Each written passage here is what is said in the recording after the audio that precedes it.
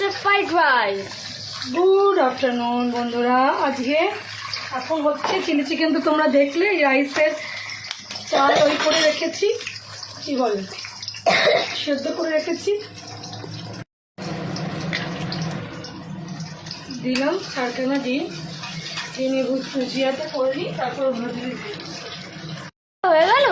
হ্যাঁ হ্যাঁ, ভুজিয়া হয়ে গেল। এবার তেল দিলাম, আবার হয়ে গেছে, ভুজিয়া হয়ে গেছে। এবার বেশি কিছু দেবো না, এই ক্যাপসিকাম আর গাজর দেব,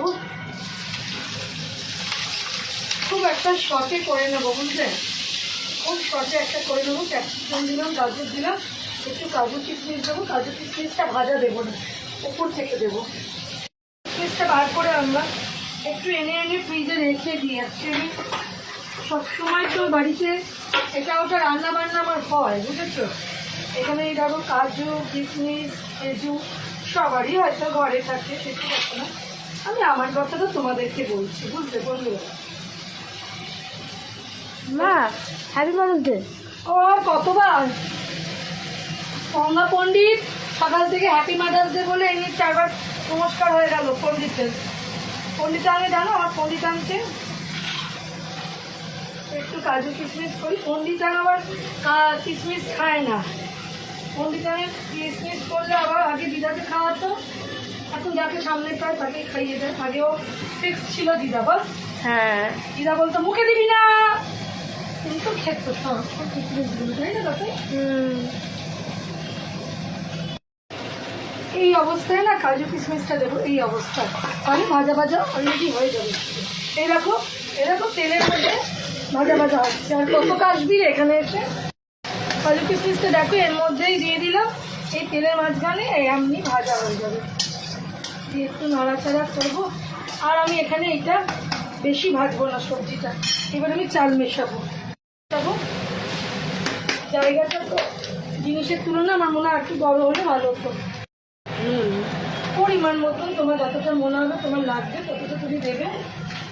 আজ না মটর দিলাম, সবটাই তোমাকে তোমার পরিমাণ মতন আমি দিই। তো আমাকে আন্দাজ জিজ্ঞেস করলে আমি আমার রান্নাটা করি না পুরো পরিমাণ মতন আমার নিজের ব্রেনের ওপর। চিনি দেবো অবশ্যই। বন্ধুরা, মায়ের হাতে chilli chicken fried rice, chilli chicken fried rice না, মানে সবচেয়ে স্পেশাল রান্না হলো এখনো অব্দি চিলি চিকেন ফ্রাইড রাইস।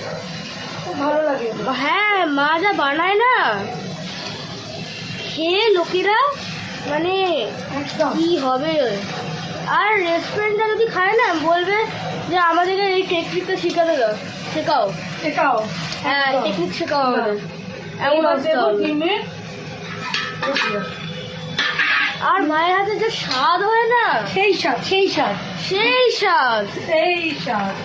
ওই সেই স্বাদ যে ভদ্রমহিলা রিল করে, ওনার কথাটা শুনতে আমার দারুণ লাগে।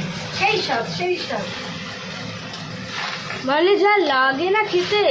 হ্যাঁ, রাইসটা ভালো হয়, এটা রাইস আর চিলি চিকেন তো ভগবান একদম। আমার বাবা একটু টেস্ট করতে চাইলো, দিলাম, বলতে দারুণ হয়েছে। অফিসের দিন এই তো বেরিয়ে যাবে এক্ষুনি অফিসে।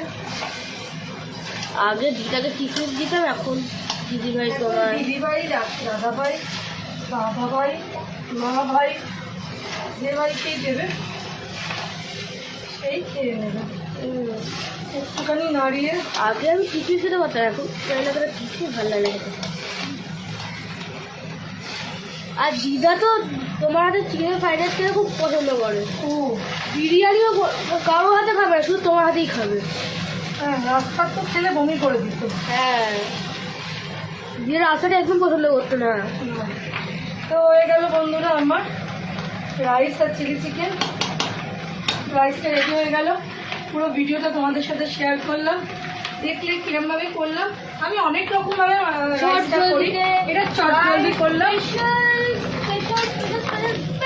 আমার কাছেই ভালো হয়ে যায়। রাইসটা সত্যি ভালো হয়, দেখা যাক আজকে কিরম হয়। তো পুরো ভিডিওটা দেখো, দেখে লাইক করো, কমেন্ট করো, আর অবশ্যই জানিও যে কারা এরম ভাবে রাইস বানাও।